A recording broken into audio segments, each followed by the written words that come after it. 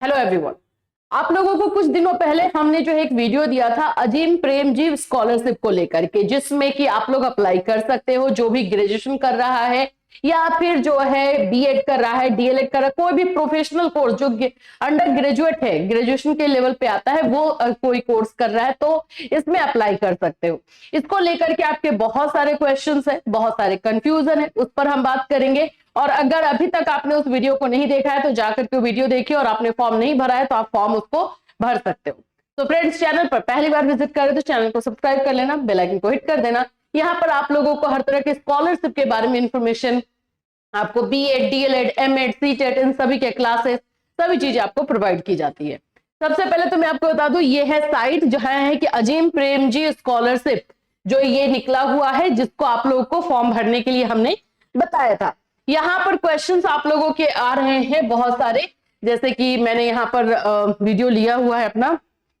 हाँ, कमेंट देखो, कमेंट जैसे जैसे है वैसे वैसे हम एक एक का आंसर करते चलते हैं, ठीक है, क्योंकि आप लोगों का क्वेश्चन जेन्युइन है, बिल्कुल सही क्वेश्चन आप लोग पूछ रहे हैं। ऐसे और भी बच्चे होंगे जिनको ये डाउट होगा। देखो, अजीम प्रेमजी स्कॉलरशिप जो है हर कोई अप्लाई कर सकता है, ठीक है, हर कोई अप्लाई कर सकता है। अगर आपने कहीं और पर भी फॉर्म भरा है तो भी इस फॉर्म को भर सकते हो, क्योंकि इसमें कहीं नहीं लिखा हुआ है कि आप लोग जो है किसी और तरह का आपने फॉर्म स्कॉलरशिप का भरा है तो आप नहीं भर पाओगे। तो पहला क्वेश्चन ये गुलशन का है कि मेरा यूपी स्कॉलरशिप भरा है, फिर भर सकते हैं? बिल्कुल।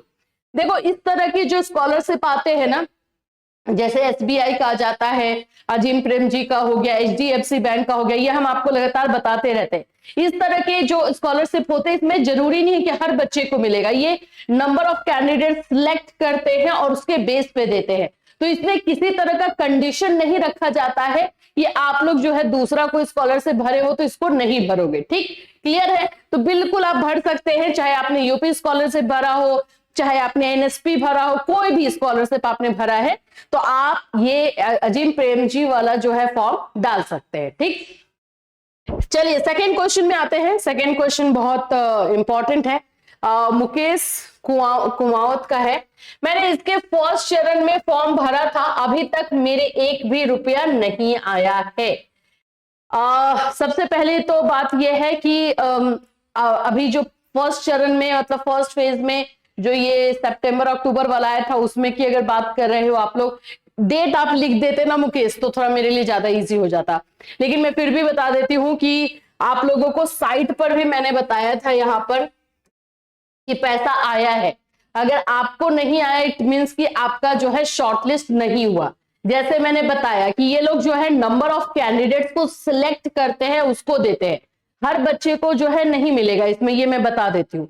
इसीलिए क्योंकि देखो, यहां पर आप अजीम प्रेमजी वाले फाउंडेशन में आओगे ना तो इसमें आप लोगों को बताएगा कि रजिस्ट्रेशन जो है ये आपको राउंड 2 के लिए करना है। जो राउंड 1 में बच्चे फॉर्म भरे हैं उन लोगों का भी यहाँ पे लिस्ट है। अगर आपने, हाँ, स्कॉलरशिप रिन्यूअल का है, देखो जो भी बच्चे पहले वाले में फॉर्म डाले हुए हैं 24-25 वाले में, तो उन लोगों को रिन्यूअल करने का ऑप्शन दिया, यानी कि पैसा ये भेज दिया था। और अब जो है आपको अगर नहीं मिला, आप, लेकिन मुझे डेट, इसीलिए मैं पूछ रही हूँ कि अगर डेट मुझे बताए रहते तो, क्योंकि इसका फॉर्म एक साल में 2 बार भरा जाता है, बता दूं मैं आपको, एक साल में 2 बार भरा जाता है।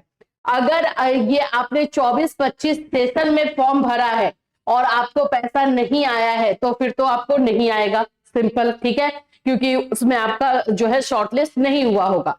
लेकिन जो सितंबर वाले में या अक्टूबर वाले में एक आता है, उसमें अगर आया था और उसमें आपने फॉर्म भरा है, उसमें पैसा नहीं आया है, तो वो अभी आएगा, वो अभी आपको जनवरी लास्ट तक जो है वो भेजा जा सकता है, तो उसमें डाउट नहीं है, वो आपको भेजा जाएगा। तो इसलिए आपका क्वेश्चन क्योंकि पूरी तरीके से कंप्लीट नहीं है डेट वाइज, तो मैंने आपको दोनों तरह का आंसर दे दिया।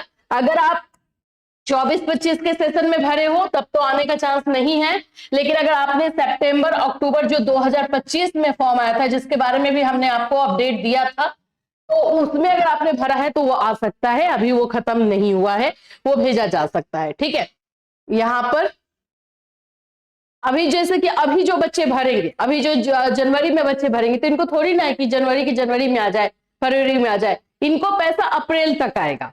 इनको जो है पैसा मार्च लास्ट या अप्रैल में मिलेगा, तो 2-3 महीने का टाइम वो लोग जो है स्क्रूटनी को और सारे वेरिफिकेशन के लिए लेते हैं, इतना याद रख लेना। तो इसी तरह से आई होप कि मैंने आपके जो क्वेश्चन थे उसको अच्छे से क्लियर किया है, आपको कोई डाउट उसमें ना रहे, ठीक है। चलिए नेक्स्ट क्वेश्चन में आ जाते हैं। फर्स्ट चरण आपने लिखा हुआ है, यानी कि आपने फर्स्ट राउंड की बात कर रहे हो जो सितंबर अक्टूबर वाला था। तो देखो आप लोग का पैसा अभी जनवरी लास्ट या फरवरी में दिया जा सकता है, तो अभी टेंशन नहीं लेना है। नेक्स्ट वो है all in one.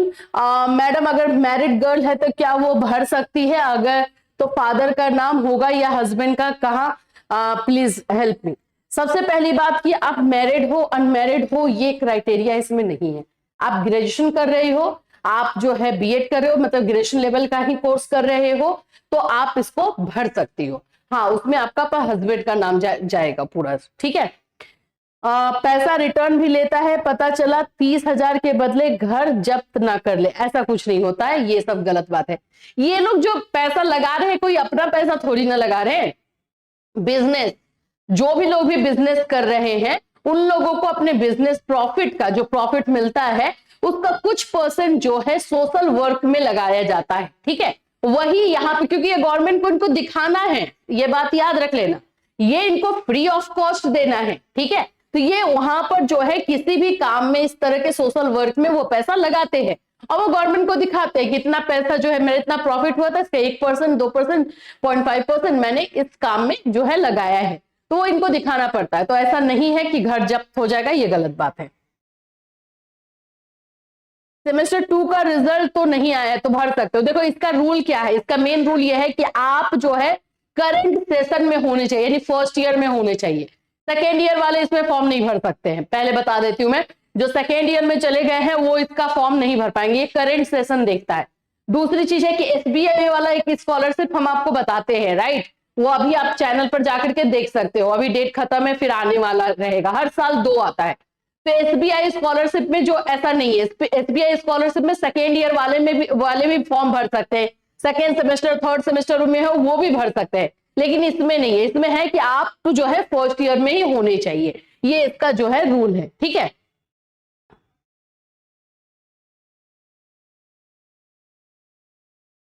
School student के लिए ये नहीं है, ये इसमें जो है आप लोग का 12th पास होने चाहिए, 12th पास के लिए ये जो है स्कॉलरशिप दे रहा है, ठीक है। अब 12th अगर आप कर रहे होगे या फिर आप 10th में होगे 9th में होगे तो ये फॉर्म आप नहीं भर पाओगे। ये हायर एजुकेशन के लिए जो है इन लोगों ने निकाला है। मैंने इसको लेकर एकदम डिटेल आपको वीडियो बना दिया है, कैसे अप्लाई करना है क्या। अगर आपको ज्यादा भी प्रॉब्लम है तो आप यहाँ खुद से देख सकते हो, देखो लिखा हुआ है past both class 10th and class 12th as a regular student. हाँ डिस्टेंस में भी जो है नहीं होना चाहिए, रेगुलर स्टूडेंट होने चाहिए, और ये आप लोग को दिया हुआ है, पास होना चाहिए, ठीक है।